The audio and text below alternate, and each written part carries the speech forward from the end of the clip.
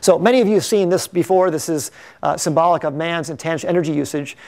Let me tell you some specific numbers. So the whole planet uses 15 terawatts. In continuous use, 24 hours a day, 15 terawatts are being used to provide the energy to all of humanity. If you divide that 15 terawatts by about 7 billion people, you get about 2,200 watts per person. So every single person alive on the planet is using 2,200 watts all day long, 24 hours a day, to power our lifestyles. Now, those of us in this room are using a lot more than 2,200 watts. Many people in deep parts of India are using 50 watts. So those of us in this room are probably using more like 10 to 20,000, and if we fly a bunch, probably more like 30,000. And if we use a lot of air conditioning and drive a lot, maybe more like 50,000. So 50,000 watts all day long, just making our lives comfortable. And we're mostly burning stuff to do that.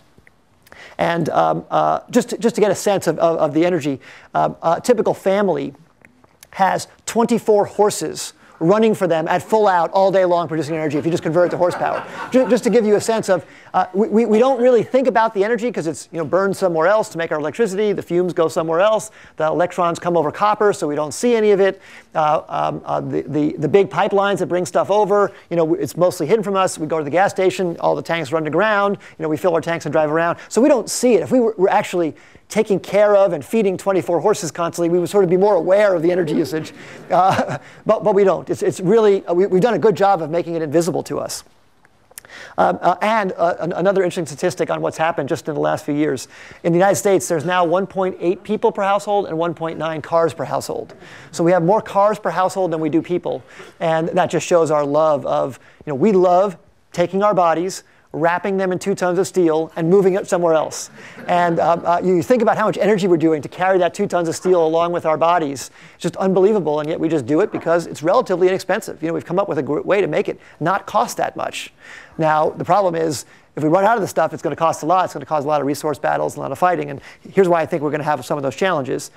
Jump forward to 2050, and it's estimated that we're going to need 50 terawatts.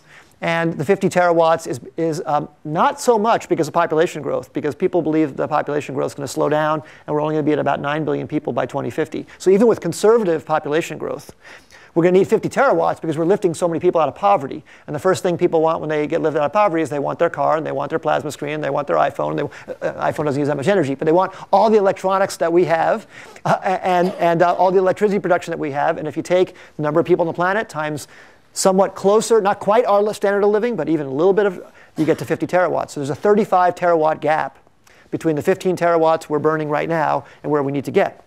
And there's only a limited number of places that can come from. Of course, we can burn things to get there, but we're going to run out of the things we can burn. So there's only a limited number of places. And there's nuclear, geothermal, wind, tides, biomass, and solar. And each of these only can contribute about 2 or 3 terawatts. And the reason why it can only contribute that much is because you build a nuclear power plant, a gigawatt nuclear power plant, and if you built one nuclear power plant every other day for the next 35 years, you only get to a number, sort of in this order. And it takes about 7 years to permit a nuclear power plant right now, so you're not going to build one every other day. So you just can't get 35 terawatt gap from nuclear, from any of these. For geothermal, you could put a geothermal power plant at every single site on Earth where there's heat underground, and you get about 2 terawatts. So I'm not saying we shouldn't do it. You have to do it, but you don't get 35 from there. And the same thing with wind. You go to every single high wind location on the planet, put a wind turbine, every single one, and you get relatively low, 3 terawatts. Tidal power, biomass. If you go make a biomass plant, almost everywhere where we grow food, you can get to this 3 terawatts, still only a tenth of what we need. The sun, however, strikes the Earth with 15,000 terawatts. So 1,000 times we're using right now, 500 times the 35 terawatts we need. It's the only one that can really make up that kind of gap with a very tiny fraction. And yet, why don't we do it? It's because it's too expensive. If you go back and look, solar is the most uniform natural resource, maybe except for air and dirt. Solar is evenly distributed across the whole planet. The very, very top of the planet, very, very bottom of the planet, there's not much sun. But almost everywhere else, there's enough sun to do this with, and everybody gets it. It's not like scarcity like other of our natural resources. The sun goes to everybody, so it's a really fair resource as well. But it's very, very hard to convert it cost effectively.